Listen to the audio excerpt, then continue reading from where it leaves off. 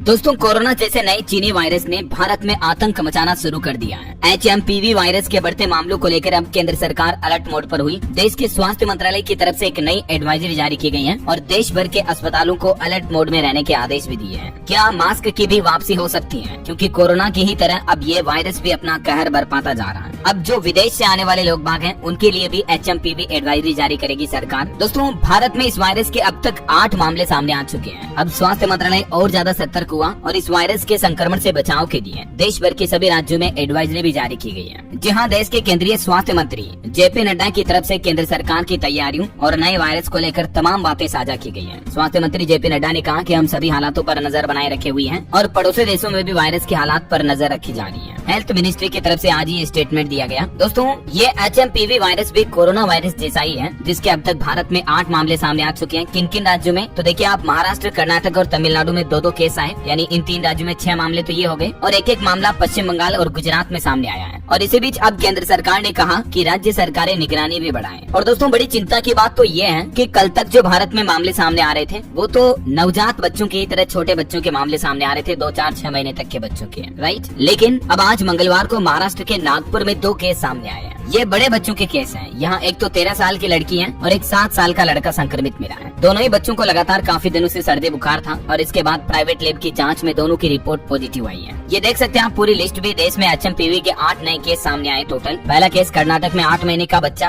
दूसरा कर्नाटक में ही 3 महीने की बच्ची, तीसरा केस गुजरात में 2 महीने का बच्चा, ये बच्चा वैसे राजस्थान का है, और चौथा केस बंगाल में 5 महीने का बच्चा। 5वां और छठा केस दोस्तों तमिलनाडु के सलेम में एक 69 साल का और चेन्नई में 45 साल का पुरुष भी पॉजिटिव पाया गया। मतलब देखिए आप, या तो छोटे बच्चों को ये वायरस ज्यादा संक्रमित करता है, या जो बड़े बुजुर्ग हैं 45, 50, 60, 65 साल के, 70 साल के, उन लोगों को भी इस वायरस का ज्यादा खतरा है। और सभी कैटेगरी के मामले भारत में सामने आ भी चुके हैं, समझ रहे हो। देखिए, देश भर में बढ़ रहे HMPV वायरस के खतरे को देखते हुए सभी अलग अलग राज्य सरकारों की तरफ से कुछ एडवाइजरी जारी की गई। महाराष्ट्र में भी इमरजेंसी मीटिंग हुई, उधर उत्तराखंड में भी अलर्ट जारी हुआ। चीन में फैली HMPV वायरस से बचने के लिए देश की राजधानी दिल्ली में भी एडवाइजरी जारी हुई। राजधानी के सभी अस्पतालों को अलर्ट मोड में रहने के आदेश दिए हैं केंद्र और दिल्ली की केजरीवाल सरकार की तरफ से। इधर बिहार में भी नीतीश सरकार ने HMPV वायरस को खतरा बताते हुए स्वास्थ्य सचिव की तरफ से एडवाइजरी जारी की गई है, जिसमें कहा गया कि 3 से 6 दिनों तक इससे संक्रमित व्यक्ति दूसरे को भी बीमार कर सकता है। तो यदि किसी व्यक्ति में HMPV वायरस की पुष्टि होती है तो 2 दिन बाद फिर से बैठक कर आगे की रणनीति बनाई जाएगी बिहार में भी, क्योंकि गुजरात और कर्नाटक में ये मामले सामने आने के बाद बिहार का स्वास्थ्य विभाग भी अलर्ट हो गया, सतर्क हो गया। इस वायरस को लेकर देश भर में केंद्र सरकार की तरफ से भी एडवाइजरी जारी की गई है। नई गाइडलाइन में, नए नियमों में क्या क्या बातें बताई गई, मैं आपको आगे बताऊंगा। कुछ और स्टेट की अपडेट देखिए आप। राजस्थान में भी HMPV वायरस का खौफ बढ़ा।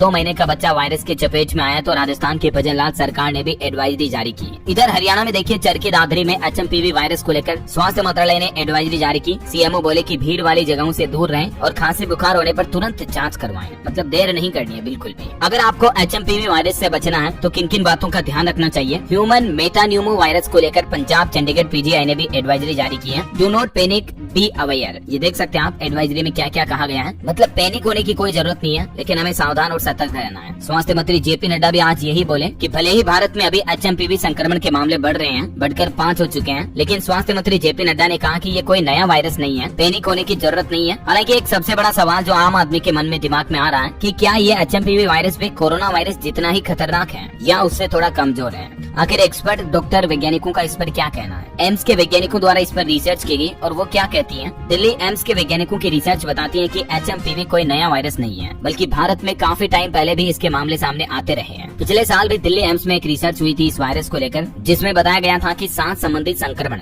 रेस्पिरेटरी डिजीज के कुल मामलों में 5% मामले HMPV वायरस के थे। यानी दोस्तों, पिछले साल भी ये वायरस भारत में मौजूद था। एम्स में 700 मरीजों पर की हुई रिसर्च में ये बात की जानकारी सामने आई है। तो कहने का मतलब ये है, अच्छा, रिसर्च में ये भी बताया गया है कि इस वायरस से डेथ रेट, यानी कि लोगों की जान जाने का जो रेशियो है वो न के बराबर है। अधिकतर मरीज जो है वो कुछ दिनों में ठीक हो जाते हैं और केवल उन लोगों और बच्चों को ज्यादा खतरा होता है जिनको पहले से कोई गंभीर बीमारी या जिनकी इम्यूनिटी कमजोर है, जिन्हें सांस वगैरह से जुड़ी कोई दिक्कत है, तो ऐसे लोगों को इस वायरस के संक्रमण का खतरा ज्यादा होता है। ठीक है, बाकी ऐसी कोई टेंशन वाली बात नहीं है कि यार इतना भयानक कोई वायरस आ गया, कोई राक्षस नहीं घुस गया, समझ रहे हो। तो पैनिक होने की भी तो जरूरत नहीं है, लेकिन बिल्कुल लापरवाह भी नहीं बनना है। क्या HMPV वायरस से भी हमारे देश में कोरोना जैसे हाल पैदा हो सकते हैं? तो इसको लेकर फोर्टिस अस्पताल में पल्मोनोलॉजी विभाग विभाग में डायरेक्टर डॉक्टर मनोज कुमार गोयल बताते हैं कि इस वायरस से फिलहाल पैनिक होने की जरूरत नहीं है। अधिकतर मरीजों में हल्के लक्षण ही होते हैं, घबराने की कोई भी जरूरत नहीं है, ठीक है ना। तो टेंशन ना लें आप। बाकी देश भर की कुछ अलग अलग राज्य सरकारों ने इस वायरस को लेकर एडवाइजरी जारी की। देखिए आप, बिहार सरकार ने भी हेल्थ एडवाइजरी में कहा कि दवा और ऑक्सीजन समेत अन्य तैयारियां जारी रखें, लक्षण और बचाव के उपाय भी जारी किए। वैसे तो इसके सामान्य लक्षण मैंने आपको बताए थे, खांसी, बुखार, गले में खराश, बर्ड फ्लू जैसे लक्षण भी दिखते हैं कुछ मरीजों में। बाकी देश भर के दिल्ली से लेकर अलग अलग राज्यों के अस्पताल हाई अलर्ट मोड पर आ चुके हैं ऑलरेडी। पैनिक होने की बिल्कुल भी जरूरत नहीं है। केंद्र सरकार ने भी अपनी एडवाइजरी में कहा है कि इस वायरस के लक्षण कोरोना जैसे हैं, एक दूसरे से संक्रमण फैलता है, तो सावधानी बरतें। मरीज का सैंपल लेकर के लेबोरेटरी में जरूर भेजें, लोगों की जाँच करवाएं। छोटे बच्चों में सबसे ज्यादा खतरा होता है इस वायरस का, तो हमें सावधान रहना ही है। HMPV वायरस से कैसे बचें, इसको लेकर देखिए आप, सरकार ने अपनी गाइडलाइन में कहा है। भारत सरकार के स्वास्थ्य मंत्रालय की तरफ से जो लेटेस्ट गाइडलाइन जारी की गई, मैंने आपको कल ही DLS न्यूज पर बताया भी था इसके बारे में अपडेट। अच्छा, सबसे पहले तो इस वायरस के सामान्य लक्षण देख लीजिए आप। खांसी, बुखार, नाक बहना, गला खराब होना, गले में गड़गड़ाहट होना, सांस की तकलीफ या स्किन पर रैशेज होना, ये मतलब इस वायरस के सामान्य लक्षण हो गए, ठीक है। इसके अलावा केंद्र सरकार ने अपनी एडवाइजरी में ये कहा है दोस्तों कि क्या करें और क्या न करें। तो क्या करें में मैंने आपको ये टिप्स कल भी बताए थे। खांसते छींकते समय नाक मुंह को रुमाल वगैरह से ढकें, हाथों को साबुन सैनिटाइजर से धोते रहें, भीड़ भाड़ वाली जगहों पर जाने से बचें। अगर आपको बुखार, खांसी, छींके वगैरह लगातार आ रही तो सार्वजनिक स्थानों से दूर रहें। संक्रमण को कम करने के लिए कमरों में वेंटिलेशन की व्यवस्था रखें, मतलब कमरों में खिड़की, जालदान वगैरह होना चाहिए। अगर आप पहले से बीमार हैं तो घर के दूसरे सदस्यों से न मिलें, दूर रहें, थोड़ा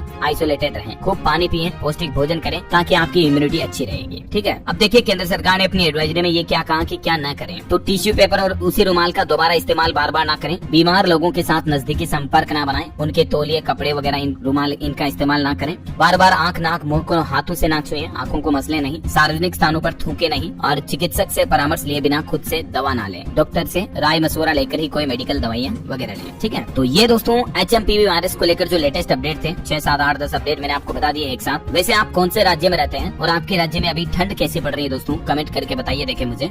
लाइक और शेयर कर दूं, चैनल को सब्सक्राइब करके बेल आइकन जरूर दबा देना। रोजाना ऐसे इन्फॉर्मेटिव